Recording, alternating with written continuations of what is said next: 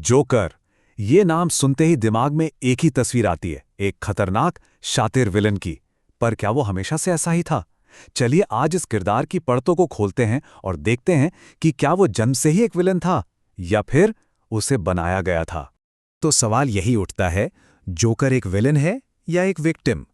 अगर किसी को लगता है कि वो बस एक पागल कातिल है, तो शायद उसकी कहानी का एक बहुत बड़ा हिस्सा अभी जानना बाकी है। जोकर को समझने के लिए हमें सबसे पहले उस इंसान से मिलना होगा जो वो कभी था, आर्थर फ्लैग, एक पूरी तरह से टूटा हुआ इंसान। तो कौन था ये आर्थर फ्लैग? वो मानसिक तौर पर बीमार था। समाज ने उसे कभी अपनाया ही नहीं। उसे हर जगह से धुतकारा गया और उसकी बस एक छोटी सी ख्वाहिश थी कि कोई उसे नोटिस करे, कोई उसे देखे।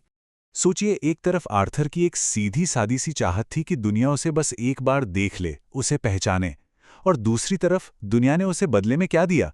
सिर्फ दर्द, बेइज्जती और अकेलापन। यही उसकी जिंदगी का सबसे बड़ा संघर्ष था।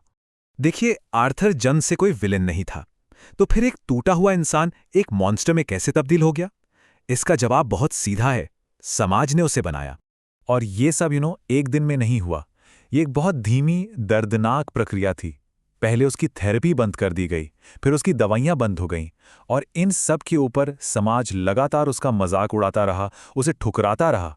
मतलब सिस्टम ने उसे हर मोड़ पर फेल किया। और यहीं पर वो एक बात कहता है जो उसकी पूरी तकलीफ को एक लाइन में बयां कर देती है। मानसिक बीमारी होने का सबसे बुरा हिस्सा यह है कि लोग आपसे उम्मीद करते हैं कि आप ऐसा दिखावा करें जैसे आपको कोई बीमारी है ही नहीं।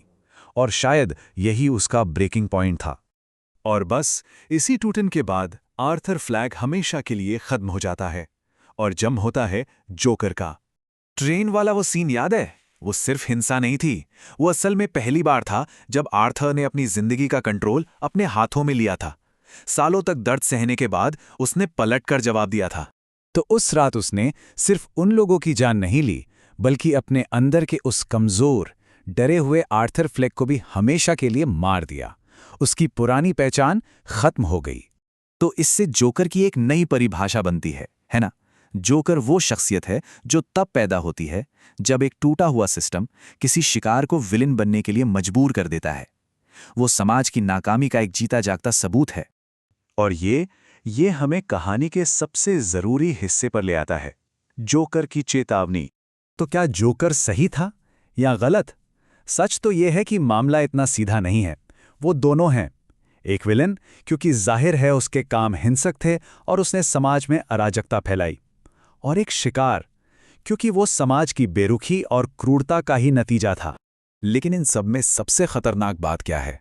वो ये है कि जब एक शिकार विलन बन जाता है तो ये असल में समाज की सबसे बड़ी हार होती है। तो आखिर हम इस कहानी से क्या सीख सकते हैं? देखिए, जोकर सिर्फ एक फिल्मी किरदार नहीं है। ये समाज की लापरवाही के खतरों के बारे में एक चेतावनी है। ये मेंटल हेल्थ को गंभीरता से लेने की एक अपील है, और ये एक रिमाइंडर है कि हर इंसान के पीछे एक कहानी होती है। क्योंकि हर जोकर कभी ना कभी एक आर्थर था। तो अब सवाल ये उठता है कि हमारे आसपास ऐसे कितने आर्थर हैं जिन्हें हम शायद नज़रअंदाज कर रहे हैं।